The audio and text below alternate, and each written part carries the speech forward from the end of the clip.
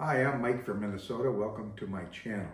Today I'm going to do a cooking recipe, but before I get into that, I just want to thank everybody for viewing the last video I did at Lake of the Woods, fishing out of the Sportsman, and all the subscribers that I got after that video, and all the subscribers that I have come on board before that. So thank you very much.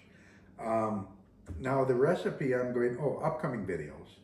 I really wanted to get into a spearfishing video this year, but the ice was really, really bad. The guy that I wanted to do it with, Nick, who was an avid spearer, actually his fish house went down in the ice once. They pulled it out and he kind of gave up after that. We did get some good ice after that, but I only went out fishing actually on the ice once after Lake of the Woods. I mean, I really didn't even fish. I went out and visited some people, but it was just a terrible year for ice fishing. So going on from that, upcoming videos, I'm doing this cooking video, and then we're gonna be into spring fishing. I'm over there making my spinners for this summer, and I plan on doing maybe an opener fishing. I've got my sister coming up, Cookie, and we'll do a video then. And I mean, if all possible, I'd like to get up to Lake of the Woods again and fish with Tanner, the guide you saw in that last video from Lake of the Woods, Sportsman's Lodge. So this video, let me talk about a little bit. My wife and I, Debbie from Minnesota, were up in Bemidji several years ago. And we stopped for lunch at a restaurant bar called the Keg and Cork. And I'm not a tomato soup fan at all, but for some reason I ordered the Tomato Bisque Soup. And I couldn't believe how good it was. It was just fabulous. So afterwards, I was basically gonna go congratulate the cook on how wonderful the soup was.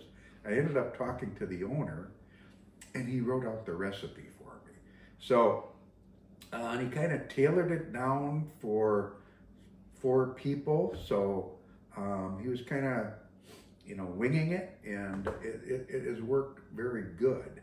Well, since then, the Keg and Cork was sold to a new owner, Tyler, and the previous owner turned over all of his soup recipes to Tyler, and they make this soup and other wonderful soups at the Keg and Cork.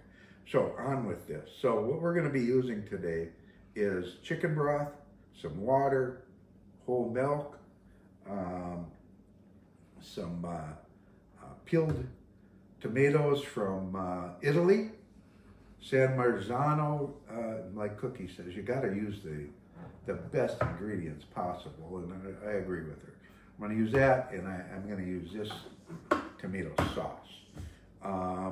Previously, I prepped this. I cut up half a pound of bacon, 2 celery stalks, 2 carrots, half a onion, 2 garlic cloves, tablespoon of basil, and half a teaspoon of salt and pepper.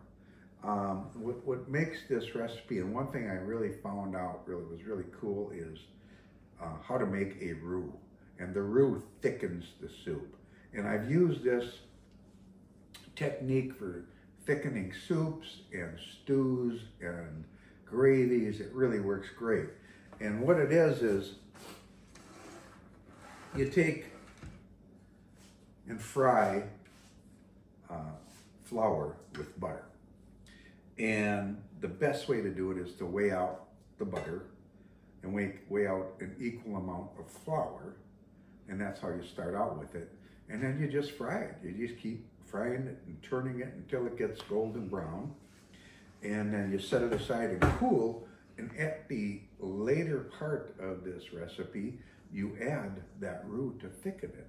So I'm going to show you as we get going here, me doing the roux.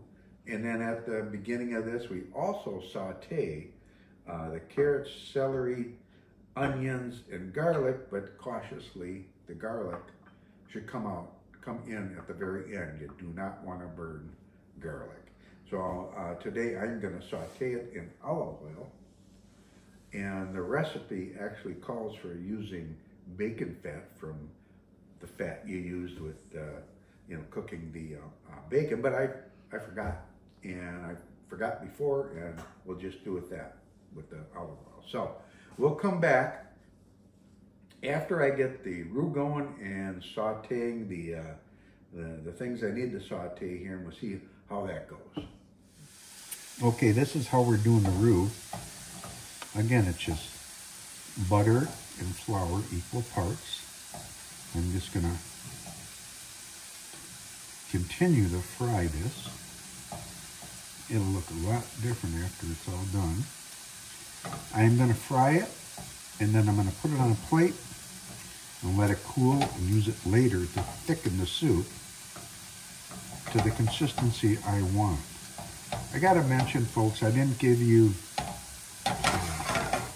measurements on this stuff, but it's all gonna be the measurements of what you're gonna do here. The recipe is gonna be in the description on the video. I didn't wanna get into that. You wouldn't remember it anyways, I don't think. So it's better just to put it in the description. So you get it going like this. And once you just keep going and keep flipping it. I'll show you what it looks like here towards the end. The roux is finished. As you can see, it's browned up. The rule of thumb is blonde roux are more for soups. The dark roux are for stews. I sauteed the vegetables until the onions were translucent. Then I added the garlic, and then I just continued to saute it until I could get some fragrance from the garlic. And just again, I say you don't want to burn that garlic. Over here, I'm going to use Cuisinart quick prep. You can glove up and do this by just squeezing it. So we'll see how this works.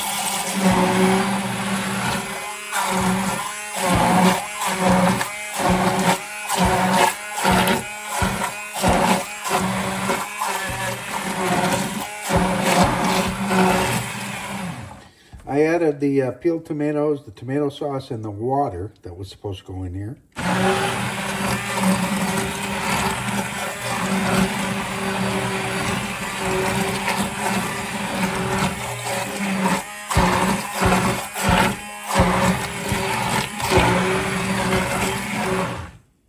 So I've added the chicken stock. I already had added the water and all the vegetables, the basil and a bay leaf. And it seems pretty thick already. If it gets too thick on you, you can always add a little more chicken broth, because later you're going to thicken it up with the roux. So I'm going to bring this to a boil, and then I'm going to slowly add the milk, which is 15 ounces, the same as the chicken stock. And after I do that, I'm going to see where we're at, how thick it is, and then I will add the roux to make it to the consistency that I want. So we'll come back after this is ready for the milk. Well, we're at the stage where I'm going to add the milk, and I personally use whole milk, but I think you can use other stuff.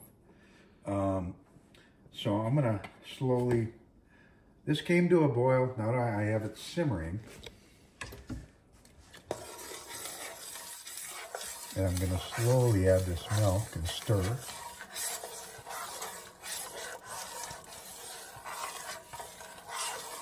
I use this can to measure the water amount that went in this also.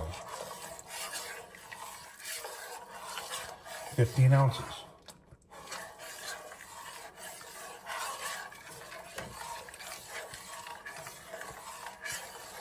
Oh, that looks beautiful, isn't it?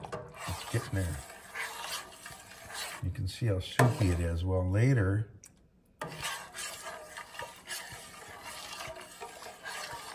that roux will thicken it up again. You put in as much as you want to the consistency you want. I don't like it too thick. It's supposed to be soup.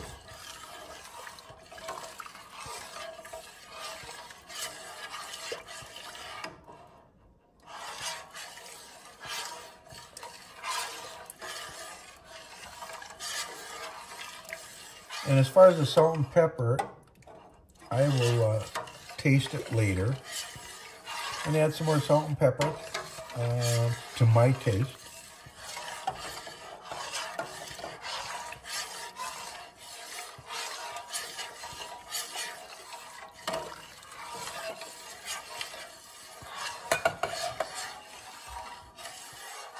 And what I'm going to do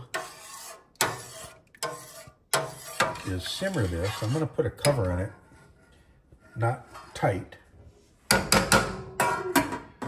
sort of like that. Here's the roux that's going to go in later, and I'm going to simmer that until we're kind of ready to eat, and then I'm going to add the roux, thicken it up, let it simmer a little bit more, and then we're going to enjoy some absolutely wonderful tomato bisque soup. So I'm going to end the video now, and like I said, I'm going to have all of the measurements, the recipe, in the description of this video, so you'll have it all. But you got an idea now of how I make it, and it really works good. So this video is coming to you from Studio 1A in beautiful northern Minnesota at the doorstep of the Chippewa National Forest. And I'd like to just say, everybody, have a good day and God bless.